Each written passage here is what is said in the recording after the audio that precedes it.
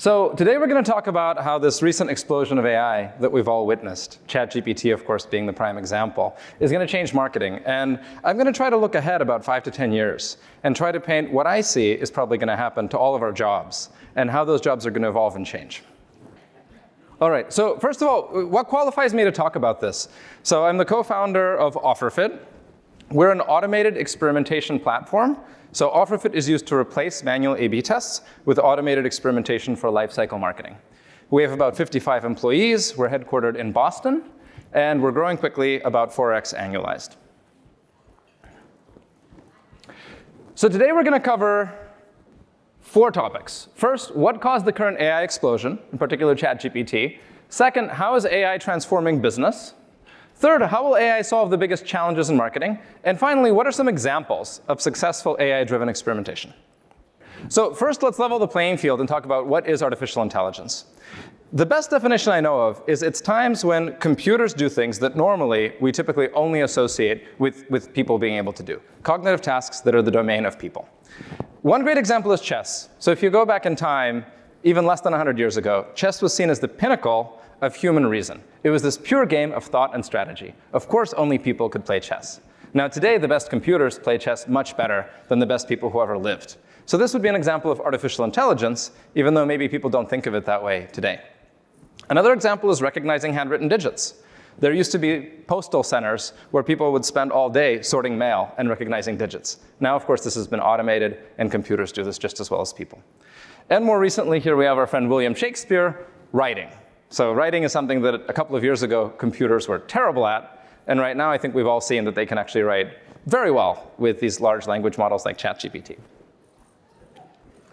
So people have been dreaming about this since prehistory. Homer wrote about, not even wrote, right, because he didn't write. Homer spoke about robots that would walk around and that would think about things and interact with people. In the 18th century, there was this famous phenomenon called the Mechanical Turk. And this was a robot that toured various European cities and would play chess against people and usually would win. And of course, it turned out later there was a dude that was hiding in the box. So this was all a fraud. But it just tells you how this has captured the human imagination for centuries, really. There's this wonderful quote by John McCarthy, who's one of the founders of the field of AI, which is, as soon as it works, no one calls it AI anymore. You can almost sense the frustration that he must have had when he said this, right? Because it's someone who spends his career doing AI.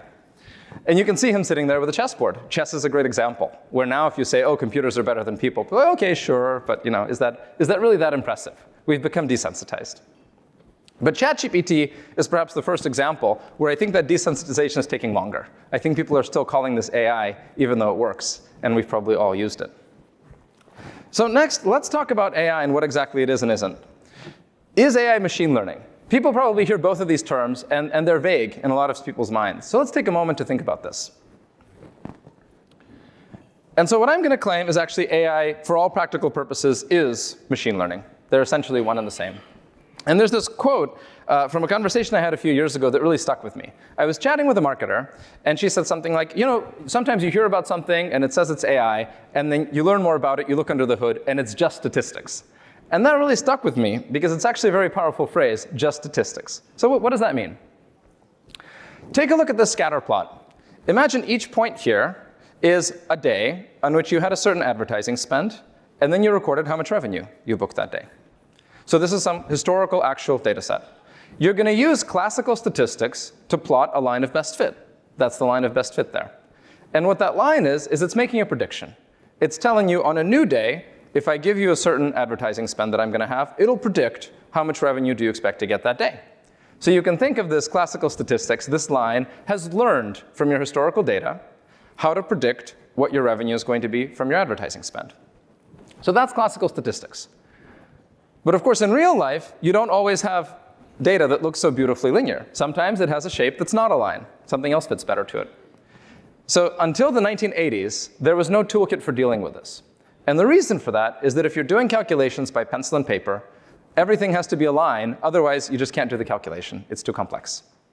That changed in the 80s. In the 80s, compute started to become available. And throughout the 80s and 90s, there was this huge explosion of research of people taking classical statistics, generalizing it to situations where it's not a line, it's some nonlinear relationship, and using compute to actually build those models. That field is what is called machine learning. So when you hear about machine learning is just statistics generalized to things that are not lines. And if you hear about artificial intelligence, technically people will tell you, well, it's broader than machine learning. Machine learning is this specific toolkit. For all practical purposes, though, artificial intelligence and machine learning are the same thing. Anytime you hear about something that works well that's artificial intelligence, whether it's ChatGPT, driverless cars, recognizing digits, or any of these other things that you hear about, it's machine learning. And what are the types of models that machine learning uses? Well, here are some examples. Decision trees. Of course, you don't just use one decision tree in machine learning. You use a bunch, and you average them in a smart way. But it's just that simple. It's a decision tree. A lot of the most effective machine learning models are just smart ways of using a lot of decision trees. Neural networks. A neural network also, it sounds very mysterious, but it's really just a calculation technique. It's a way to take input data and turn it into a prediction in a way that lets you do very well in situations that are not linear. And finally, support vector machines. We will not go into detail on those today. So here's an example of a decision tree, which is making a prediction. Can someone guess, what do you think this decision tree is predicting? Any takers? Feel free to just shout it out. Titanic, that's right. This is predicting survivorship on the Titanic. And this is actually a very famous data set. A lot of people, when they're first learning machine learning, this is the first data set that they start to play with. And it turns out you can do very well on predicting this by building a bunch of decision trees. This looks at your gender, your age, and how many siblings and spouses you had on board the Titanic to make a prediction on whether you survived or not. You can take a bunch of these decision trees, average them together, and you get a rudimentary machine learning model. And so you might wonder, is ChatGPT the same thing? Or is it different? It's generative AI, right? It's writing. It's not predicting. Actually, it is predicting. ChatGPT is exactly that type of model. It's a large neural network model. And what it does is it predicts the next word, one word at a time. And so, for example, it'll look at, the Titanic was a fill in the blank. Terrible. That's pretty likely. The Titanic was a terrible tragedy. Great is pretty likely, too. It was a great movie. But the Titanic was a giraffe. Well, that's not very likely at all. So it's far more likely to come up with one of the other two words when it's completing that sentence. So then, why is it so good? You might be thinking, if it's that simple, why is it so good? And the reason is this graph. So several years ago, there was a research group at Google that published a paper called Attention is All You Need. And it introduced a type of neural network called the transformer for predicting the next word. And it had this very interesting property, which is captured by this graph. You see the parameters on the x-axis. That's how big that model is. And on the y-axis is the loss, which you can think of as the error rate of that model. And as you can see very predictably, the bigger you make the model, the smaller is the loss. The better it becomes, the more accurate that model becomes. And when people saw this, they started to think, wow, so this means that we can go spend $100 million to train a ginormous model and spend that on compute. And it's not a science fair project. You can actually have pretty good certainty that you're going to produce something that is really, really accurate. And that's why they're called large language models. And that's why ChatGPT, as well as some of these other models like Bard, are so extremely good. So now I think we've answered this first question of why is it that we've seen this explosion in AI? It's because people chanced upon these types of models now that have this power law or this scaling law. They know they can make them bigger and it'll work better. So now let's turn to marketing. What is the marketing dream?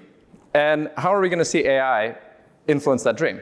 So this is almost a cliche at this point, right? I think what we all want is the right message with the right product, the right incentive, through the right channels, with the right timing, with the right frequency for every individual based on all the first-party data that we have about them. What are the things that stand between us and that? I think pretty much everybody here would say we're not quite at that ideal yet. And so I think there's three main bottlenecks. There's three main things that stand in the way. First is data integration. So data comes in different formats and different systems, and getting it all to talk across these different formats is actually quite hard. The second is content authorship. So it just takes time. You need a large library of content if you're going to be personalizing to each individual. And it takes a lot of time to be able to create that content. Marketers just don't have that capacity. And the final bottleneck is what I call the experimentation bottleneck. A/B testing is effective, but it's extremely slow. And that's the only way to discover for each customer what is that best action to take. So these are the three things today that are standing in the way. And it's because these are mundane tasks. Doing each of these, it may not be difficult, but doing enough of it actually just takes way more time than human beings can possibly have. And so let's go through them one by one right now and see how AI is going to change these fundamentally in the next 10 years. Let's start with that first task, which is data integration. This isn't talked about as much as the writing skills of models, but actually these language models are extremely good at working with data and writing code. And so here you see I prompted ChatGPT, and I gave it a table of email data, clicks, opens, and sends. And it's in a certain format called long format, where you have one line for each event. And I told it, can you write some Python code to transform it into wide format, where it's more aggregated? And instantly, it produces beautiful, concise Python code, and it even shows me what the output will look like. Already today, people are building products that are going to do this for marketers across all of the different data systems that you have. So fast forward 5 years from now, it's going to be vastly easier to connect your systems and get them to all talk to each other in a smooth way. So that data integration bottleneck, which has already been chipped away at so much by data warehouses and CDPs, is going to be even further removed in the next 5 years.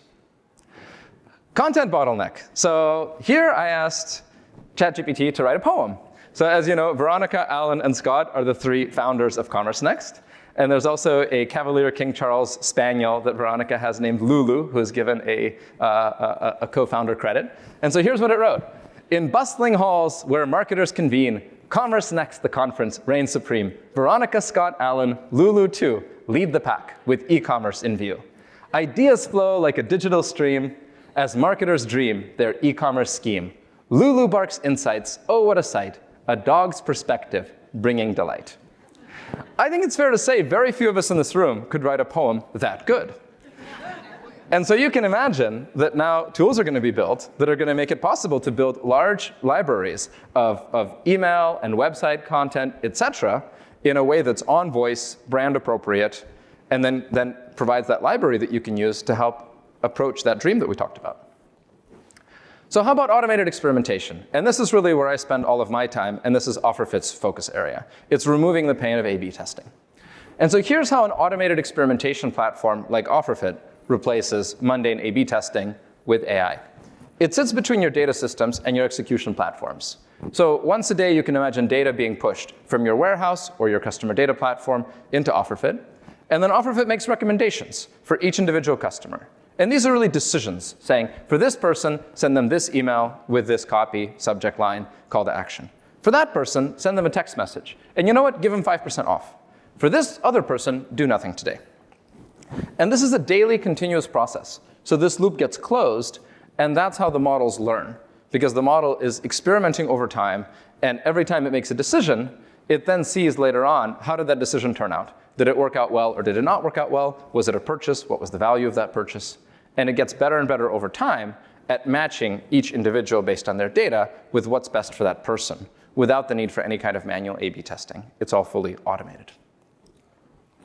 And so what are some examples of this?